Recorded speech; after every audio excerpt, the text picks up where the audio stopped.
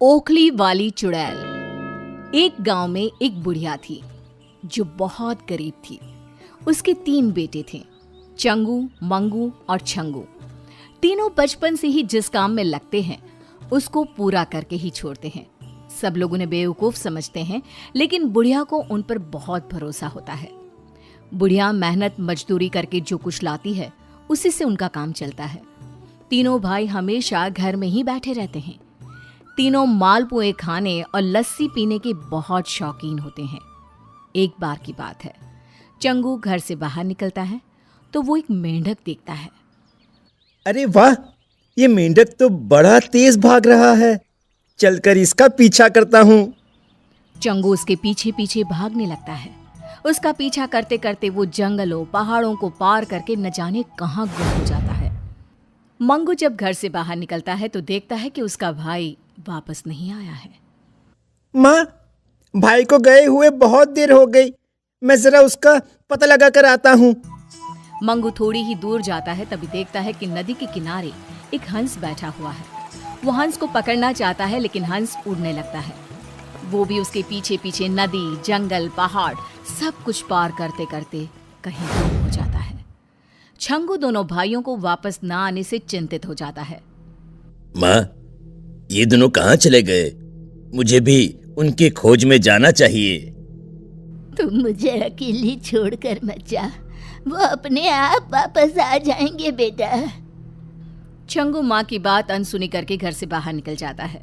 तभी उसकी नजर एक नेवले पर पड़ती है।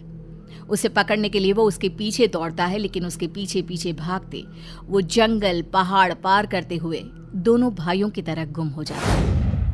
बुढ़िया रोज खाना लेकर बैठी रहती है, लेकिन उसके बेटे वापस नहीं आते। धीरे धीरे करते उनको गए पूरे 6 महीने बीत जाते हैं। पता नहीं मेरे बेटे कहाँ चले गए, उनको खाना कौन देता होगा। बुढ़िया बहुत परेशान रहने लगती है। एक दिन राजा के महल में जब उनके बेटे की शादी हो रही होती है, उसी समय जोर जोर से बादलों की गड़गड़ाहट जैसी आवाज और ओखली पर सवार एक चुड़ैल आती है। वो सबके सामने राजकुमारी को खींचकर अपनी ओखली पर बिठा लेती है और मुसल लहराती हुई आकाश में उड़ जाती है। अरे कोई पकड़ो उस चुड़ैल को, मेरी बेटी को कहाँ लेकर जा रही है? इतना कहकर रानी अचेत हो जाती है। सभी लोग स्तब्ध खड़े देखते रह जाते हैं। कोई कुछ समझ पाता तब तक चुड़ैल सबकी आंखों से ओझल हो जाती है। पूरे राज्य में सन्नाटा छा जाता है। राजा तत्काल ऐलान करते हैं, जो भी मेरी बेटी को ढूंढ कर लाएगा उसको मैं अपना आधा राजपाट दे दूंगा। उड़ते उड़ते ये बात बुढ़िया के कानों में भी पहुंचती है। मेरे बेटे जिस काम को शुरू करते हैं उसको खत्म करके ही दम लेते हैं। क्यों ना एक बार राजा से ही मिल लूं। वो राजा के पास जाती है। मैं आपकी बेटी को सुरक्षित ला सकती हूँ, पर मुझे उसके लिए आपकी तरफ से कुछ मदद चाहिए। तुम क्या करोगी? अरे 1.5 पसले की तो तुम खुद हो। तुम कैसे मेरी राजकुमारी को उस चुड़ैल के चंगुल से छुड़ाओगी? मेरे 3 बेटे हैं, मंगू, चंगू और छंगू। वही राजकुमारी को उस ओखली वाली चुड़ैल से छुड़ा कर ले आएंगे। तो अपने बेटों को भेज दो, हमारी राजकुमारी को सही सलामत ले आएं। उनके लिए आपको एक ड्रम भर के छाछ और एक परात भर के मालपुए हमारे घर भिजवाने पड़ेंगे। मेरे घर की छत और सारी दीवारें बिल्कुल लाल रंग की ईंटों से बनवानी पड़ेंगी।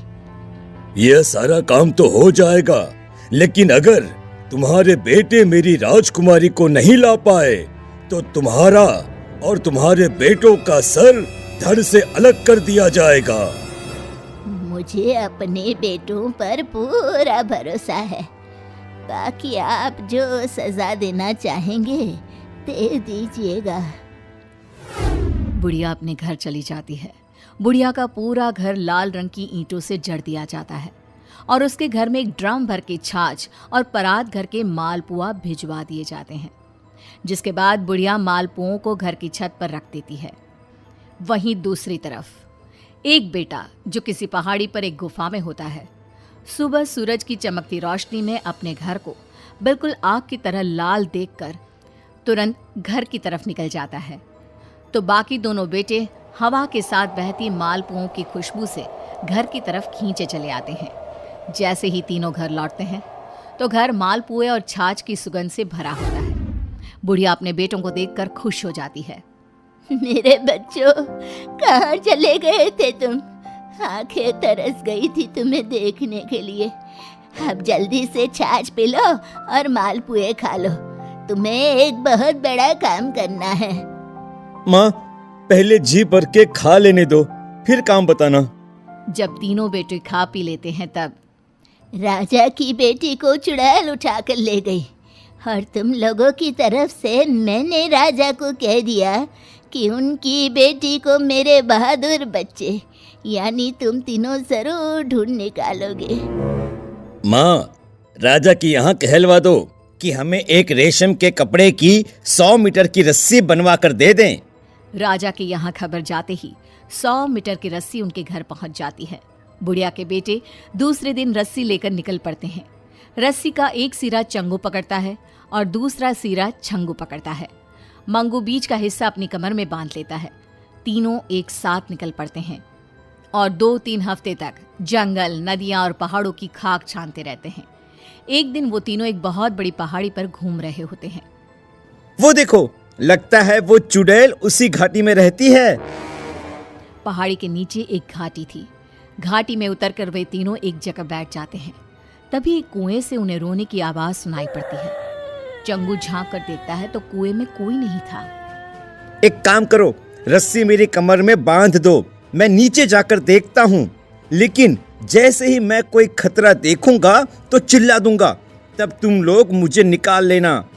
अगर तुम्हारी जरूरत होगी तो रस्सी छोड़ दूंगा, तुम दोनों नीचे आ जाना, ठीक है? इतना कहकर वो कुएं में उतर जाता है। कुएं में उतरते ही वो देखता है कि कुएं में एक सुरंग है। वो सुरंग में चला जाता है। सुरंग एक बड़े से मैदान में खुलती है और उस मैदान के पास ही एक बड़ी हवेली थी। वो हवेली की खिड़की से अंदर झांकने लगता है तो देखता है कि एक चुड़ैल ओखली पर बैठी है और उसके हाथ में मुसल है। वो मुसल घुमाती जा रही है। उसी के पास राजकुमारी बेड़ियों में जकड़ी बैठी है। तभी वो चुड़ैल अचानक हवा में उड़ने लगती है और हवेली के बाहर चली जाती है। उसके जाते ही रस्सी छोड़ दी मैंने, ऊपर खींच लो। मंगू अपनी कमर की रस्सी खोल देता है और उसी रस्सी के सहारे ही उसके दोनों भाई भी हवेली तक पहुंच जाते हैं। तब तक वो राजकुमारी की बेड़ियां काट चुका होता है। सब छुप जाओ, वो चुड़ैल आ रही है। उसकी ओखली की आवाज आ रही है। उसकी ओखली जादुई है। सब लोग रस्सी पकड़ लो। इस रस्सी को हम उसकी ओखली में बांध देंगे और उसके सहारे हम पल भर में यहाँ से दूर निकल जाएंगे। सब जोर से रस्सी पकड़ लेते हैं। तभी धड़ धड़ करती ओखली पर सवार वो चुड़ैल हवेली के बाहर तक आ जाती है। सब छुप जाते हैं। चुड़ैल जैसे ही ओखली से जमीन पर उतरती है, छंगू रस्सी ओखली में बांध देता है। तीनों मिलकर उसका मुसल छीन लेते हैं और उसी मुसल से उस पर धड़ाधड़ वार करते हैं। हाँ, ये तो बेहोश हो गई। चलो, इसके होश में आने से पहले हमें यहाँ से निकल जाना होगा। जैसे ही खुला आसमान दिखता है, सब के सब रस्सी पकड़कर ओखली में सवार हो जाते हैं और आसमान में उड़ जाते हैं। वो देखो, उस चुड़ैल को होश आ गया। तुम लोग चिंता मत करो, अब तो वो हम लोगों तक नहीं पहुंच सकती, क्योंकि उसका मुसल और ओखली हमारे पास है। चंगू, मंगू और छंगू जब राजकुमारी को लेकर राजा के महल पहुंचते हैं तो पूरी राज्य में उनकी जय जयकार होने लगती है। तुम तीनों बहुत बहादुर हो। तुम्हारी माँ ने तुम्हारे बारे में जो कुछ भी कहा था, सही कहा था। राजा तीनों को बहुत सारे इनाम देते हैं और अपने राज्य में ऊंची ऊंची पदवी देकर सम्मानित करते हैं। राजकुमारी की बारात फिर से आती है और धूमधाम से उसका विवाह हो जाता है। राजा अपने वायदे के मुताबिक उन तीनों को अपना आधा राजपाट दे देते हैं। अब उनकी गरीबी दूर हो जाती है। अब कोई नहीं कहता कि बुढ़िया के बेटे बेवकूफ हैं।